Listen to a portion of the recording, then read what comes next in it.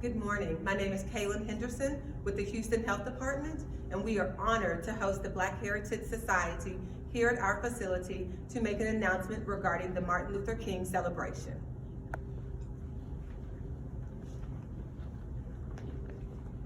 Good morning. My name is Teresa Brewer with the Black Heritage Society, and we're here to honor our civil rights leader, Dr. Martin Luther King Jr.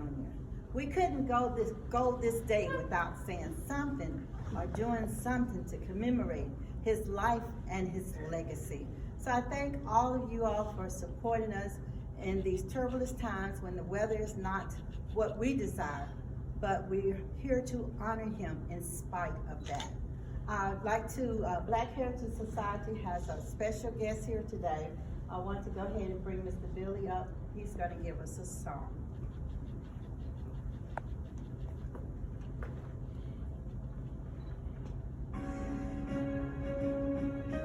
God bless America, the land that I love. Stand beside her and guide her through the night with the light from above. From the mountain to the peak, to the ocean, white before as flawless America, my home, sweet home. Oh, bless America, my home, my sweet home. And God continue to bless Martin Luther King, a great organizer. My home.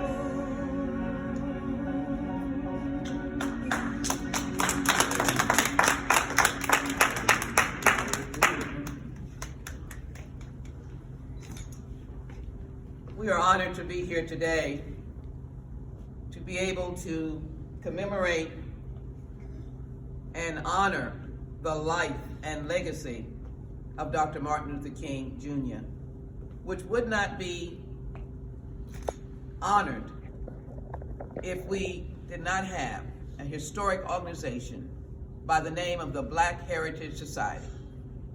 Its organizer and its leader, whose footsteps we stand in today, Ovid Duncan Tell Jr., now led by Teresa Brewer, who has helped bring the community together around a celebratory parade that we have engaged in for over 30 years.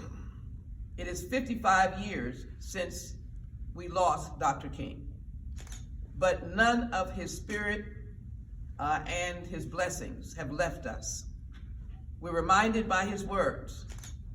You will hear soon from his nephew, Dr. Derek King, who carries with him the armor of the King family and its message.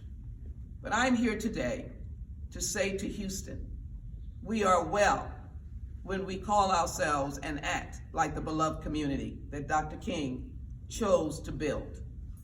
And we are honored when we are reminded of his words and his instructions, such as why we can't wait, and the dreamer, recognizing that deep down in each of us, there is more than the color of our skin, but there is a character and the integrity of our person.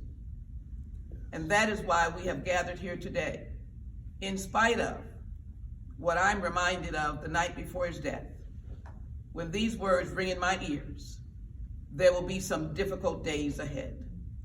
It's important for us to know as a community, as a state, and as a nation, there'll be some difficult days ahead. But what Dr. King has given us in the 55 years that we have lost him, from the time of his birth, that even in those difficult days, there is victory. Houston, the parade will not be held today, but the joy of his life can be commemorated by each and every one of you.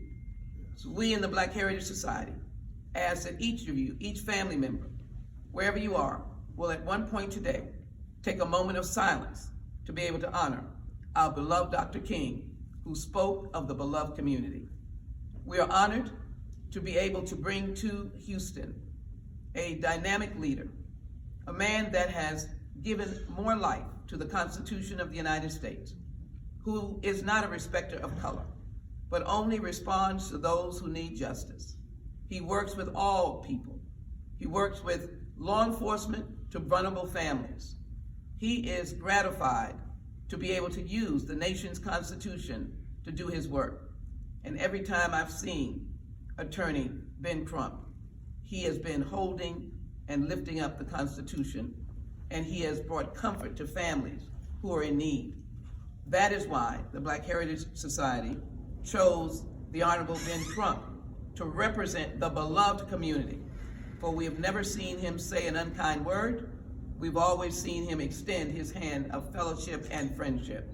And we are honored today to present him as our Grand Marshal for the Black Heritage Society, and to be able to give you comfort and courage and belief that the parade will come.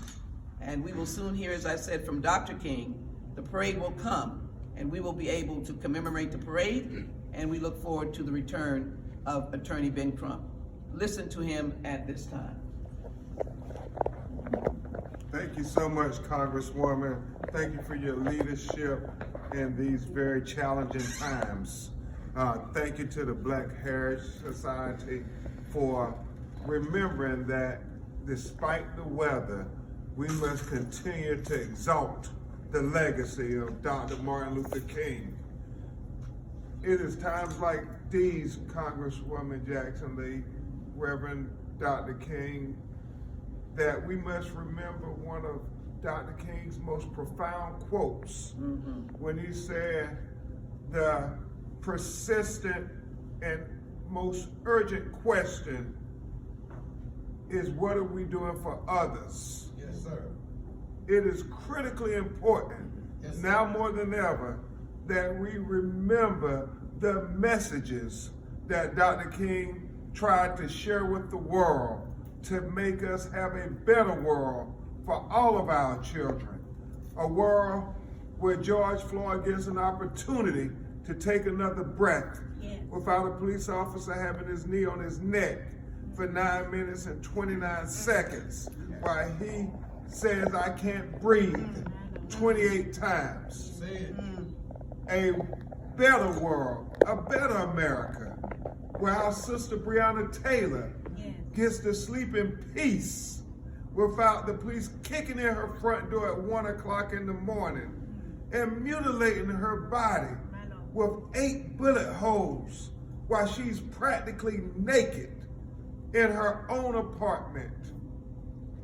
A better world, a better America, where Ahmaud Arbery gets to run free without being lynched for jogging while black, not in 1940, not in 1950, but in 2020, in our day, Teresa.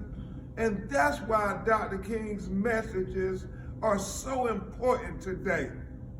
He talked about, it's not about how long we live, but it's how we live that makes the difference. And so I would be remiss if I ended my comments without referring to his letter from the Birmingham jail, which I believe is one of the greatest essays ever written in the course of human history. And everybody remembers the part, Reverend King, when he gave the famous verse, "Injustice anywhere is a threat to justice everywhere." Yes. But I tell you, I think what is just as profound in the letter from the Birmingham jail is when he said that we as moral people have an obligation to oppose injustice when we see it. Yes.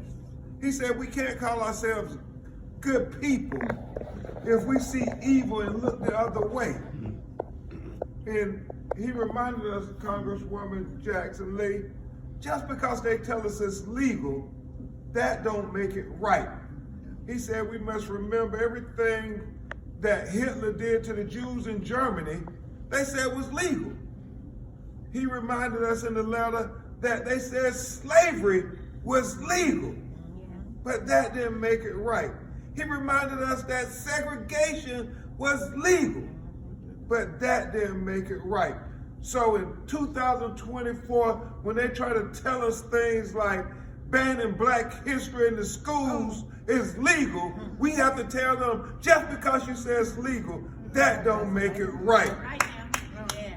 When they try to ban our black books and tell us it's legal, we must tell them what Dr. King said in the letter from the Birmingham jail. Just because you say it's legal, that doesn't make it right. I conclude with Dr. King telling us that the coward were asked the question, is it safe? Say it. He said expediency were asked the question, is it politically correct?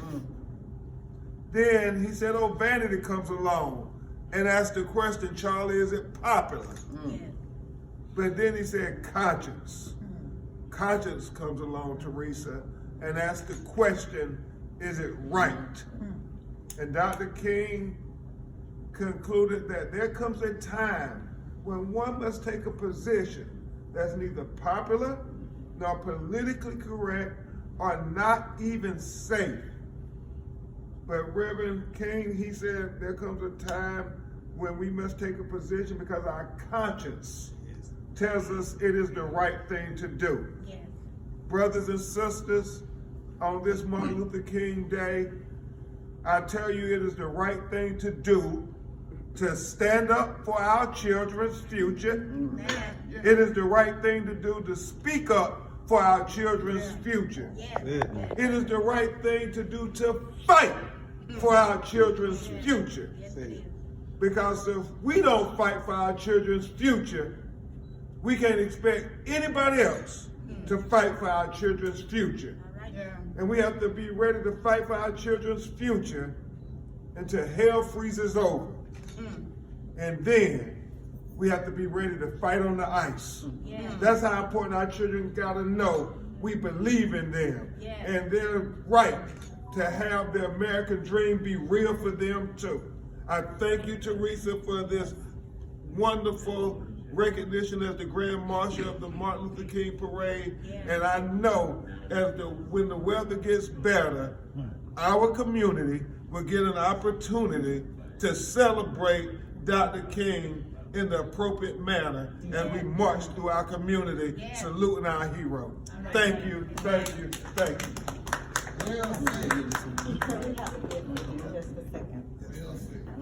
Thank you for those words of encouragement. Thank you, Reverend King. Thank you. And we're delighted to have Mrs. Bovide Duncantel here. We talked about his spirit, and we make sure we have our Buffalo Soldiers. It is a historic component of our history.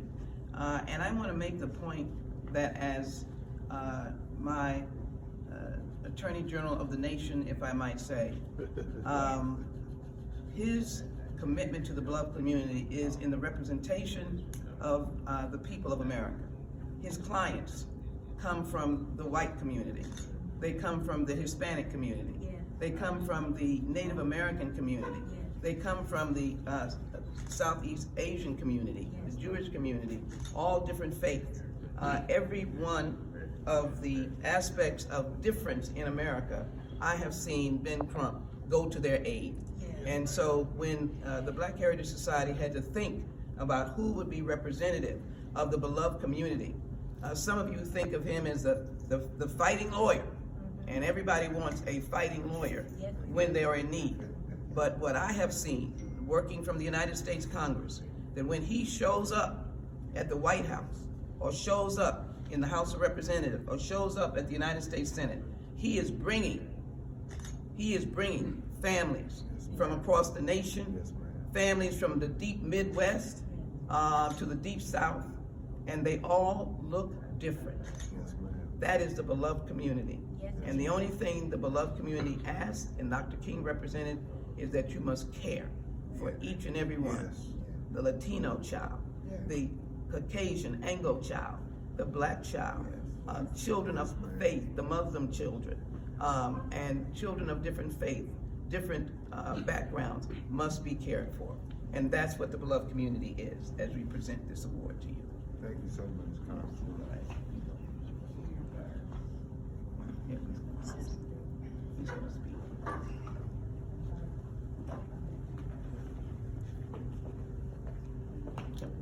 Better get centered.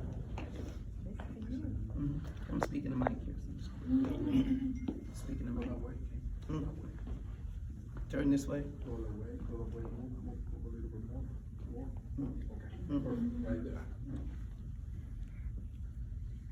Attorney Crump, Yes, sir. Hartsville have performed Yes, sir. and carried out similar Buffalo Soldier assignment.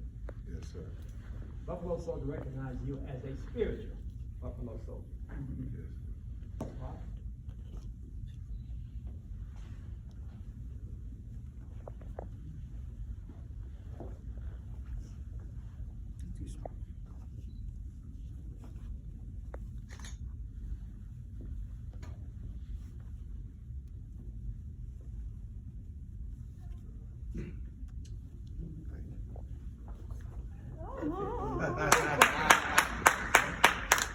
He is a soldier. Carry on your work. Thank you so much, sir. This is truly an honor. I'm a huge fan of the Buffalo Soldiers. Yes, sir. God bless.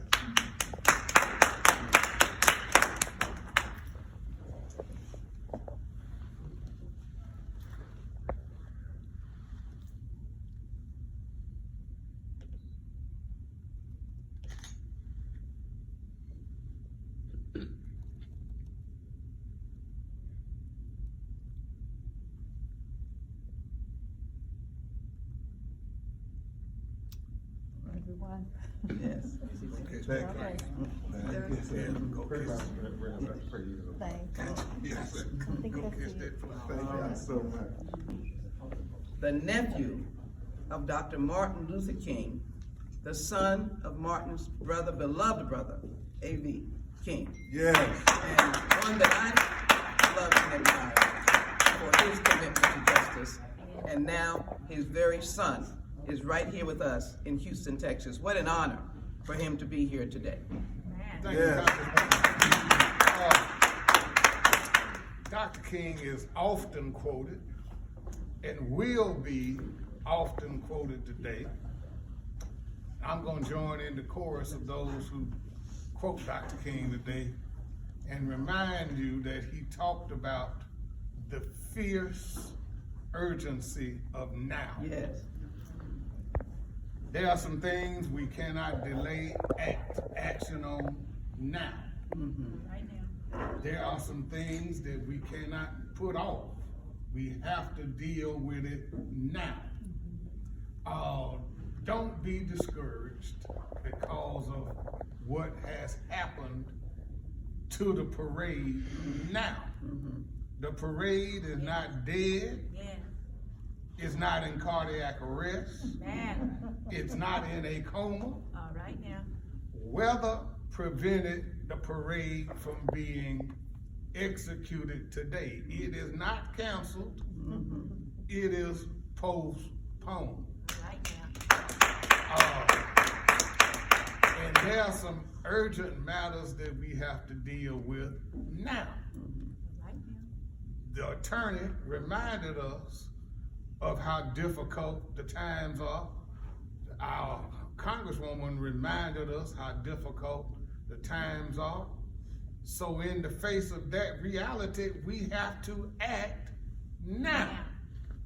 I would urge you, in the spirit of Dr. King, all of the pioneers, heroes and sheroes of the civil rights movement who have left us and those who are still here. One thing the late Congressman John Lewis was passionate about was something that we all have the constitutional right and privilege to do. Vote now.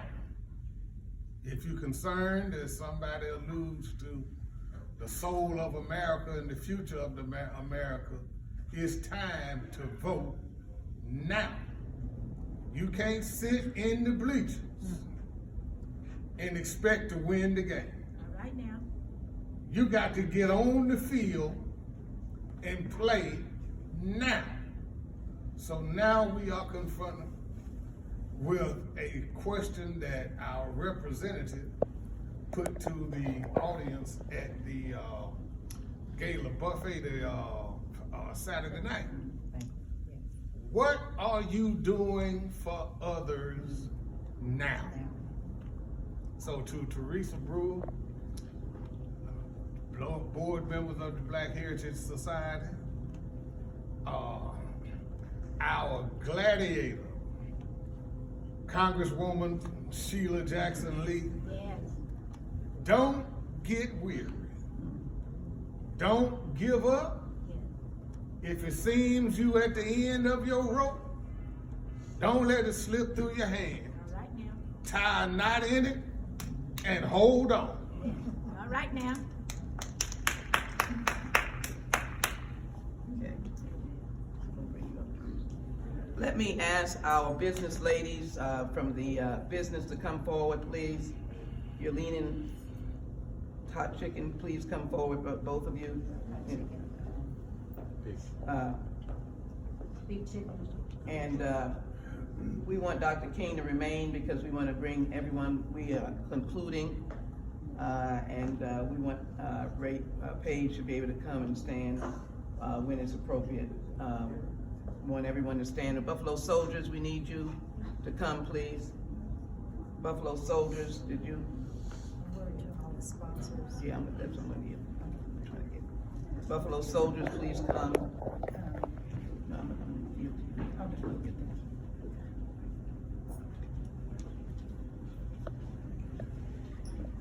Just want to make sure everybody sees you, businesswomen that are supporting the Martin Luther King, honoring. He needs us to squeeze in. I don't know if we identified the history of the Buffalo Soldiers that have fought in every war as they were designated in the 1800s. And when there was a war that looked like we couldn't win, the nation would call on the Buffalo Soldiers. And they were named that because of the woolliness of their hair. Their hair had not been seen, and our Native American friends knew what the buffalo hair looked like. And so they called them the Buffalo Soldiers. I'm honored to be able to stand in their presence. But this is the core. It's the core, but it is not the last. The Black Heritage Society embraces, as I said, all communities in Houston. And I think it's important for our message as we close to listen to all the supporters, all the corporate sponsors. And I will close with a word of challenge to the community. But I want us to thank our leader, Teresa Brewer, who will come and indicate all the support that we have gotten. And you can see the array of people that have been working, representing the late Ovi Duncantell and Mrs. Duncantell, representing the King family, the King family. We are lucky in the city of Houston that we have one of the strongest remaining leaders of the King family in his nephew, Dr. King. He doesn't have a different name, he is Dr. King. He is Dr. King's nephew. He is Dr. King's mother and father's grandchild, and I'm honored to be in his presence. So let us bring forward Teresa Brewer, and I'm honored to be in her presence. Thank you. Just thank Congresswoman Sheila Jackson Lee for all the efforts and what she does for the community, supporting us, and really, you all. I just talked to Congresswoman Sheila Jackson Lee probably around 12 midnight when I had the chest pain, the heartache. So and she came to our rescue. So want to thank her for helping me get this together and making it happen. We want to also thank our corporate sponsors. You know, they gave a lot, and our vendors, they were ready.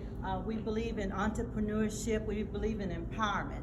So, you know, all of these people came together to want to see the Martin Luther King holiday be a success. We have United Airlines, we have Stella Bank, we have HEB, we have Houston Methodist Hospital, we have, let's see, I want to make sure I don't miss any, but we do have quite a few corporate sponsors. We also want to thank City of Houston Special Events Department and Radio 1. We have ABC 13 that was coming as part of helping us to make sure this is a success. So we want to thank all of those corporate sponsors and small business people, because we couldn't do this without each and every one of you. But most importantly, we want to thank all of our volunteers.